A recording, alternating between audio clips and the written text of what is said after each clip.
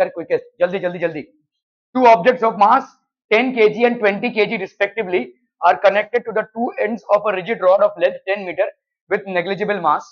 ठीक है, the distance of the center of the system from the 10 kg mass is, चलिए फटाफट करना है।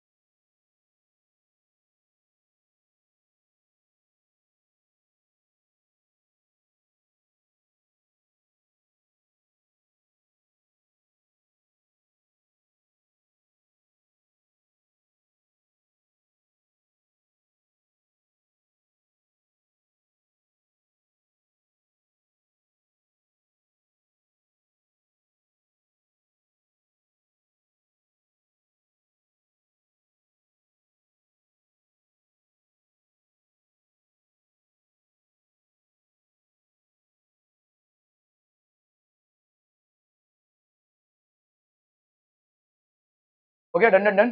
Two objects of mass 10 kg and 20 kg respectively are connected to the two ends of a rigid rod of length 10 meter. तो भाई साहब ये NEET का सवाल है। तन्वी, तन्वी, नीट का सवाल है, देखो। ओके, ये हो गया भाई साहब आपका रॉड। ठीक है, two objects of mass 10 kg and 20 kg respectively are connected to the two ends of a rigid rod of length 10 metre. तो आपका भाई साहब लेंथ कितने का है? 10 मीटर। सारे कुत्तों को लेकर कभी मेरे ऊपर छोड़ देगी भाई साहब। कितने हैं? 4 है ना? कितने? 4 है ना? अरे बाप रे बाप भाई साहब। टू ऑब्जेक्ट्स ऑफ मास, सब लैब है। रॉडवाइलर भी है क्या? रॉडवाइलर भी है? अच्छा, बहुत खतरनाक है। Okay, two objects of mass 10 kg and 20 kg respectively are connected to the two ends of a rigid rod. तो आपका भाई साहब टॉरेंस बिस्मिल की जरूरत क्या है भाई साहब? Two objects of mass 10 kg and 20 kg respectively are connected to the two ends. तो ये हो गया भाई साहब आपका 20 kg का। ठीक है, 10 kg and 20 kg are connected to two ends of a rigid rod of length 10 meter with negligible mass. The distance of the center of the system from the 10 kg. Okay, system का centre of mass कहां पे हो जाएगा? कैसे निकालेंगे भाई साहब? जल्दी जल्दी बोलिए, फटाफट फटाफट। Centre of mass Y axis पे तो होगा नहीं, तो एक्स एक्सिस पे सेंटर ऑफ मास कितना हो जाएगा? m1 x1 plus m2 x2 plus upon m1 plus m2। ठीक है, m1 x1 इसको कैसे करेंगे बताइए?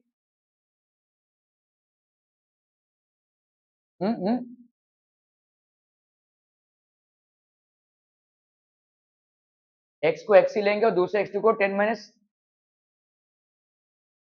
नहीं नहीं, भटक रहे हैं आप। और कोई? हाँ, एक को 0 ले लो ना भाई साहब, एक को यहाँ पे 0 0 ले लो। वाई एक्सिस तो वैसे भी मतलब नहीं है। ठीक है, तो इसका कोऑर्डिनेट क्या हो जाएगा? 10 0 है कि नहीं? 10 0। ठीक है, तो m1 x1 मतलब 10 into 0 plus m2 x2 that is 20 into 10 upon m1 plus m2, m1 plus m2 that is 10 plus 20। ठीक है, कितना हो गया बोलो यहाँ पे? This will B 200 upon 30। कैंसलम, तो ये हो गया आपका कितना? 20/3। ठीक है, क्या पूछा है आपसे? The distance of the centre of the system. तो ये भाई साहब आपका कितना है? ये हो जाएगा ना, ये आपका x का वैल्यू हो गया, मतलब इससे कितना डिस्टेंस है ये? 20/3 मीटर्स, 20/3 मीटर्स।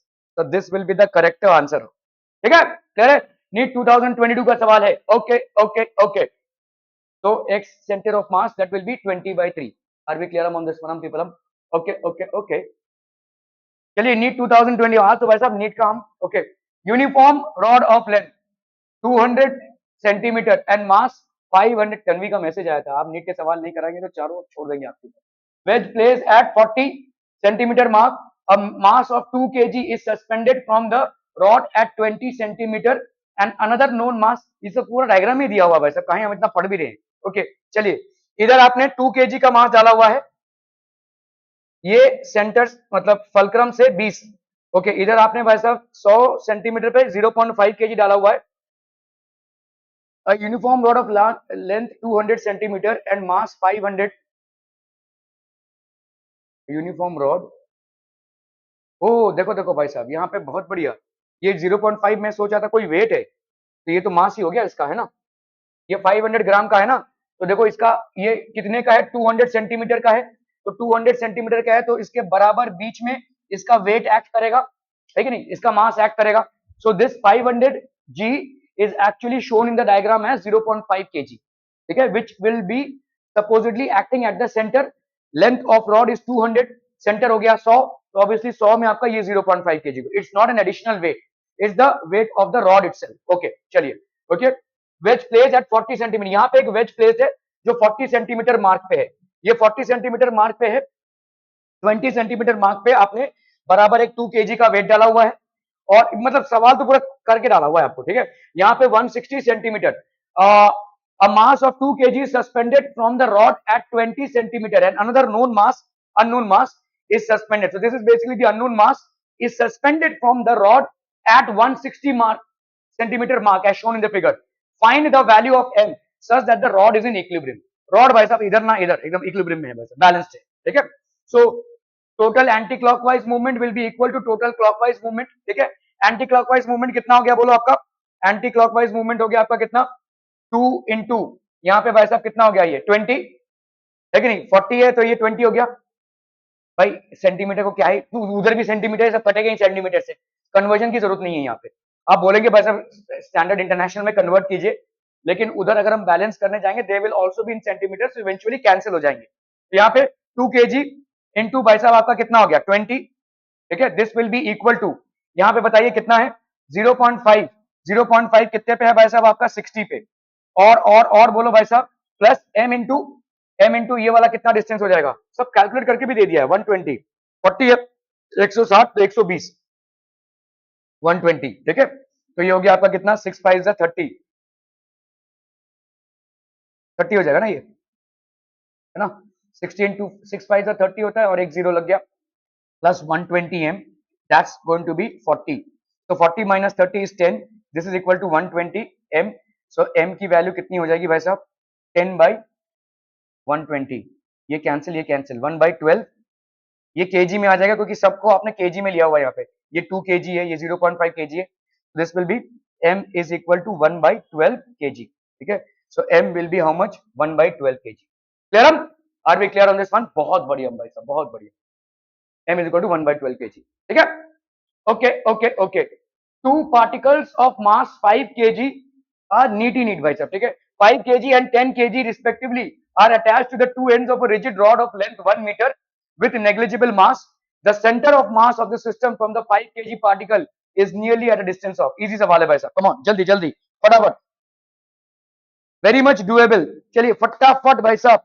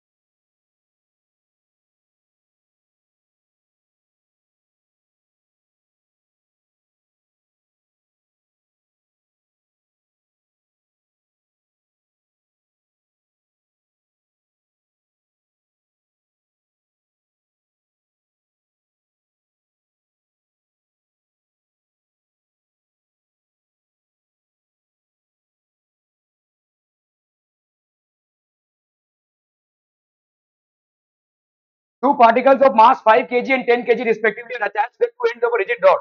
ये आपका रॉड हो गया भाई साहब, ये रॉड हो गया भाई साहब, इसका लेंथ कितना है 1 metre. The rod is of length 1 metre, ठीक है।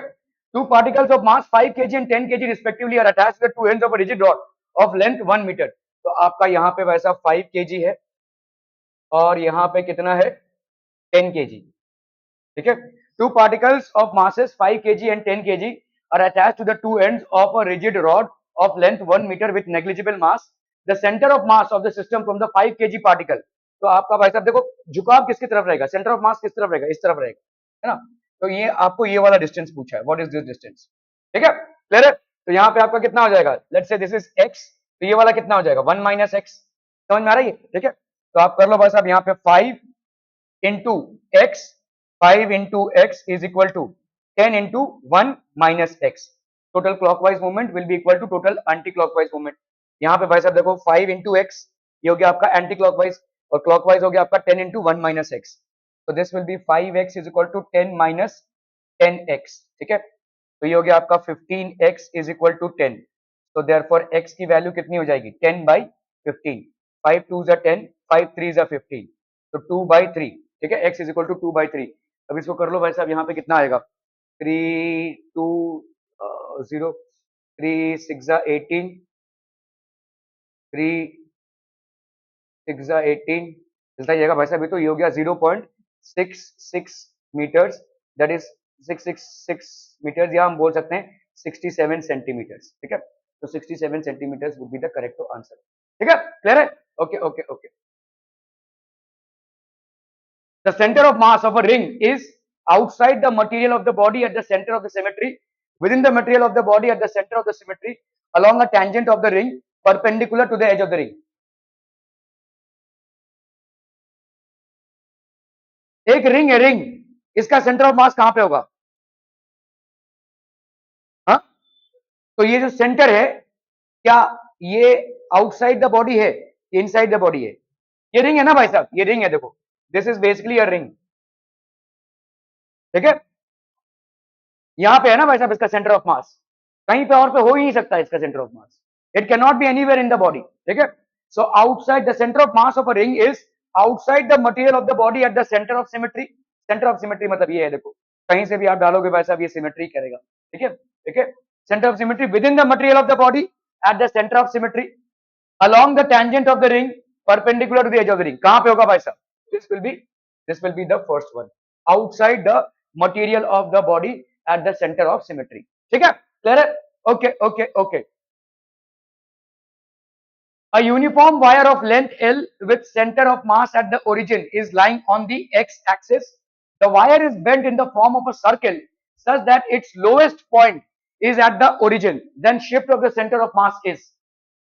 चलिए इजी सवाल है भाई साहब, बहुत इजी सवाल, फटाफट फटाफट क्विक क्विक, कंसेप्चुअल सवाल है, कैलकुलेटिव नहीं है।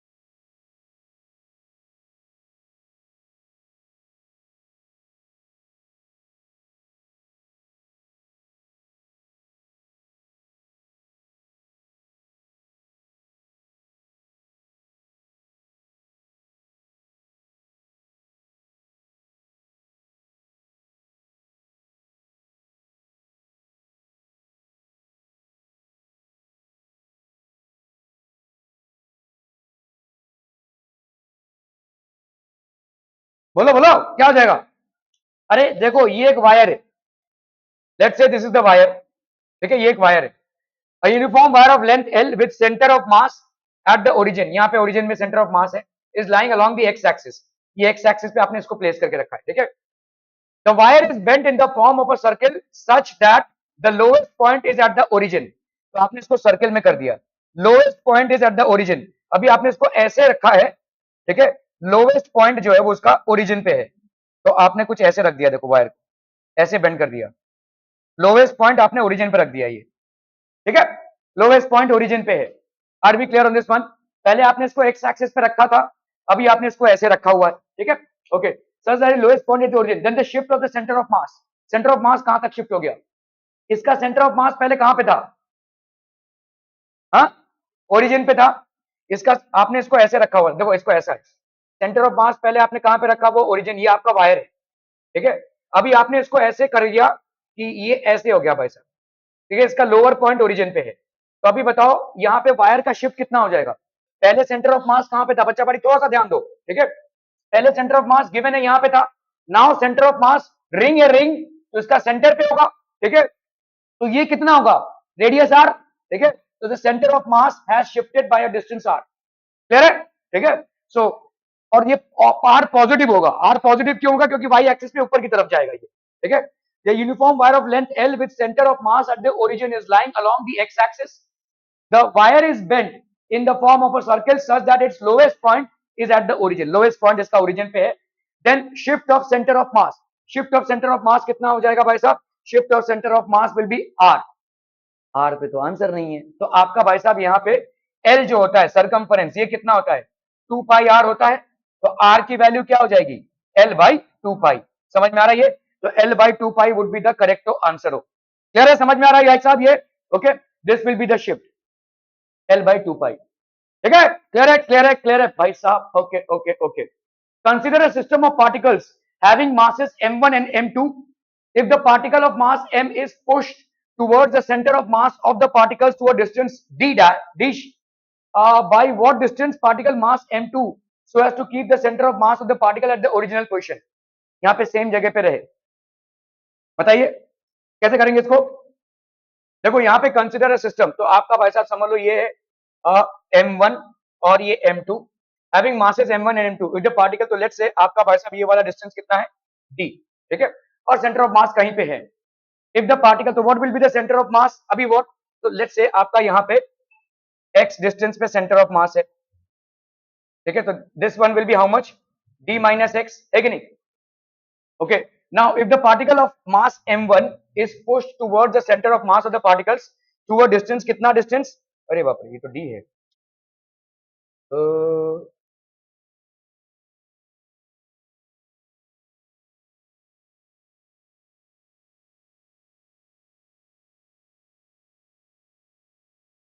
तो यहाँ पे कितना डिस्टेंस आप मूव करेंगे, मतलब d डैश, है ना? हाँ,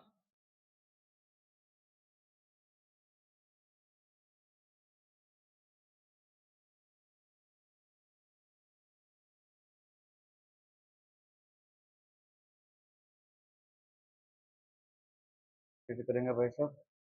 ओके, x1 x2 मान लिया है, चलिए ओके ठीक है, चलिए x1 और x2 मान लिया है। ओके, लेट्स से आपका यहाँ पे देखो मास m1 और ये है आपका मास m2, ये दोनों के बीच पे कहीं पे सेंटर ऑफ मास है। ये सेंटर ऑफ मास यहाँ से कितने डिस्टेंस पे? x1 डिस्टेंस पे, और यहाँ से कितने डिस्टेंस पे? x2 डिस्टेंस पे। तो अपन क्या बोल सकते हैं? m1 x1 is equal to m2 x2। ये ओरिजिनल कंडीशन हो गई सेंटर ऑफ मास की, ठीक है।